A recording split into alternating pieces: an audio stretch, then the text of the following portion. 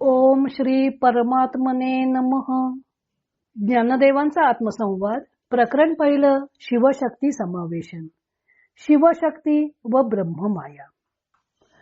ज्ञानदेवांनी एकच परमतत्व स्वरूपावलोकनाच्या इच्छेने शिव व शक्ती अशा दोन भागात आविर्भूत होते असे मानले आहे. वेदांताच्या परिभाषेनुसार ब्रह्म व माया असं म्हटलं जातं, परंतु ज्ञानदेवांनी मांडलेले शिव व शक्ती यांचे स्वरूप वेदांतातील ब्रह्म व माया यांच्यापेक्षा वेगळं आहे. ब्रह्म सत्यम जगन्मिथ्या जीवो ब्रह्मैव नापरः असा वेदांताचा सिद्धांत आहे. वेदांत मते सत्ता फक्त ब्रह्माला आहे. मायेमुळे ब्रह्माच्या अधिष्ठानावर सृष्टी भासते. सर्व काही करते ते माया किंवा प्रकृती करते. अधिष्ठानभूत ब्रह्म हे निर्गुण, निराकार, अक्रिय व उदासीन आहे. वस्तुतः सृष्टीला अस्तित्वच नाही. रज्जूवर भासणाऱ्या सर्पाप्रमाणे तो केवळ अध्यास आहे. ज्ञानदेवांनी मानलेले शिवशक्तीचे स्वरूप थोडे भिन्न आहे. ती दोघे समान आहेत.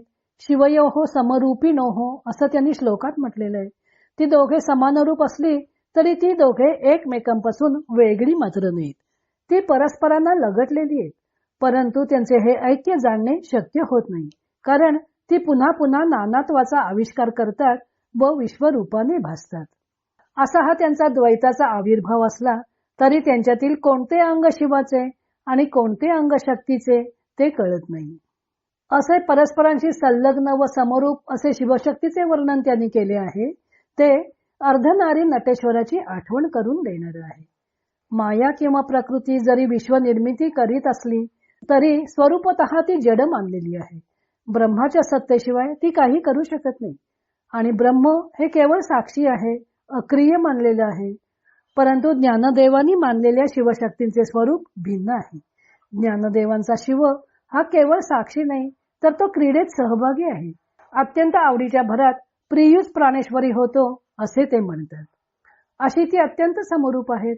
त्या दोघांना एका सत्तेचे बैसणे आहे व त्यांनी एकाच प्रकाशाचे लेणे लिहिलेले आहे. तसेच त्यांच्यातला एक जरी जागा झाला तरी त्यांना आपल्या मूळ स्वरूपाचे भान उत्पन्न होते व ते घरवात गिळून टाकतात. सर्व सृष्टी लय पावते. त्यामुळे त्यांच्यात अधिष्ठान फक्त शिवाला नाही असं दिसून येतं. ब्रह्म व मायेच्या संदर्भात मांडणी अशी केली आहे की स्वरूपाचा विसर म्हणजे अज्ञान. तीच माया आहे आणि मायेचा नाश झाला, अज्ञान नाहीसे झाले की माया ब्रह्माच्या ठायी लीन होते व सर्व विश्व प्रपंचाचा आभास नाहीसा होतो. निर्गुण ब्रह्म हे सत्ता रूपाने व अधिष्ठान रूपाने अविकारीच असते. समरूपत्वातले निराळेपण.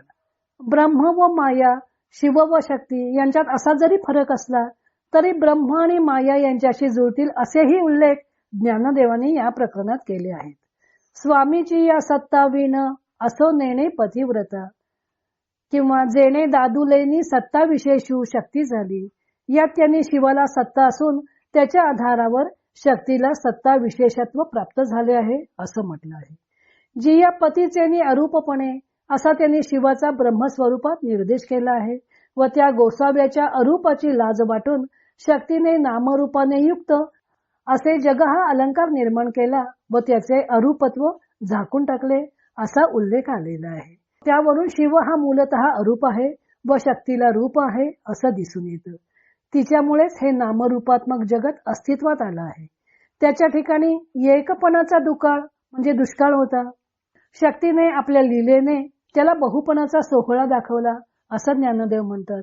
असे मायेच्या स्वरूपात त्यांनी शक्तीचे कार्य वर्णिले आहे. शक्तीचा आविष्कार पाहण्यासाठी शिवामध्ये द्रष्टेपणाचा क्षोभ निर्माण होतो. मूलतः त्याच्याकडे द्रष्टेपण नसून ते शक्तीमुळे आलेलं आहे असं ज्ञानदेव सांगतात. कांतेच्या भिडेखातर हा अंबुला दृश्या एवढा होतो. हा स्वरूपतः उघडाच असतो, निर्गुण असतो. शक्ती त्याला अंगविते म्हणजे त्याचे स्वरूप झाकून टाकते. प्राणेश्वरी वीण शिवी ही शिवपण थारो न शके. यामध्ये शक्तीमुळे शिवाच्या ठायी शिवत्वाचे भान येते व जाला जेणे पडपू विश्वरूपू. शक्तीच्या चातुर्यामुळे हा विश्वरूप पावतो असं त्यांनी सांगितलं आहे. तसेच ही दोघे समरूप असली तरी त्यांच्यात काही भेद आहे असे दिसून येते. विश्वनिर्मितीची प्रक्रिया शक्तीमुळे घडते, कारण जियेच्या विसावणानुरे आमुलेपणही.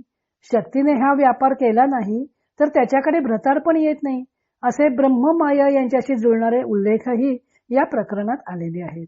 त्यामुळे माया ही केवळ जड आहे, तर शक्ती जड नसून अधिष्ठानरूप व सत्तारूप आहे, असा शिवशक्ती व ब्रह्ममाया यांच्यामध्ये भेद आहे. वेदांतात मायेकडे आवरण व विक्षेप अशा दोन शक्ती आहेत असं म्हटलेलं आहे. त्यातील आवरण शक्तीने माया ब्रह्माचे स्वरूप झाकून टाकते व विक्षेप शक्तीने ती जगताचा आभास निर्माण करते असं म्हटलं आहे. मायेचे विद्या व अविद्या असे दोन प्रकार मानलेले आहेत. त्यातील अविद्या माया जीवाला बंधनात अडकवते, तर विद्या माया ही ब्रह्माची शक्ती आहे व तिच्यामुळे ब्रह्म नाना पदार्थांच्या द्वारा विकार पाहूनही स्वतः अविकृत असते असे मानले आहे. त्यावरून ज्ञानदेवांच्या शक्तीचे स्वरूप विद्या मायेशी जुळणारे आहे असं दिसून येतं. अशा प्रकारे ज्ञानदेवाने शिवशक्तींना समरूप म्हटलं असलं तरी त्यांचे ब्रह्ममायेच्या स्वरूपात देखील वर्णन केलेलं आहे. वेदांती त्या अंतिम तत्वाला ब्रह्म असं म्हणतात, तर शैव त्याला शिव म्हणतात. त्या अंतिम तत्वाला प्रत्येक पंथाने भिन्न नावे दिली असली तरी फक्त फरक आहे तो नावात आहे. मूळ तत्व एकच आहे. एक संस्कृत सुभाषित आहे, यम शैवा समुपासते शिव इति ब्रह्मेति वेदांतिनो बौद्धा बुद्ध इति प्रमाण पटव करतेति नैयायिकाः अर्हन् नित्यपि जैन शासनरता करतेति मीमांसकाः सोयम यो विदधातु वांछित फलम त्रैलोक्यनाथो हरिः. शंकराचे उपासक ज्याची शिव म्हणून उपासना करतात, वेदांती लोक ज्याची ब्रह्म म्हणून उपासना करतात, बौद्ध लोक बुद्ध म्हणून, तर ज्ञानाच्या प्रमाणामध्ये निष्णात असे न्यायशास्त्राचे विद्वान लोक ज्याची कर्ता म्हणून उपासना करतात, जैन धर्माचरणात मग्न असलेले ज्याची अर्हत म्हणून उपासना करतात व मीमांसक लोक ज्याची कर्म म्हणून उपासना करतात. तो त्रिभुवनाचा स्वामी तुम्हाला इच्छित फल देवो असं सुभाषितकार म्हणतो. एकूण तत्व एक, नावे अनेक. ज्ञानदेवाने त्या अंतिम तत्वाला पूर्ण शंभूच्या रूपात प्रस्तुत करून सृष्टीची घडामोड कशी होते त्याचे वर्णन केलेले आहे. आता पुढच्या भागात शिवशक्तींचे दाम्पत्य रूपात केलेले वर्णन पाहू. इतर अनेक ग्रंथांचा आधार घेऊन संत ज्ञानदेवांच्या अमृतानुभव या ग्रंथाचं लेखन व वाचन सौ मनीषा अभ्यंकर मिरज यांनी केलं आहे. हरिओम तत्सत.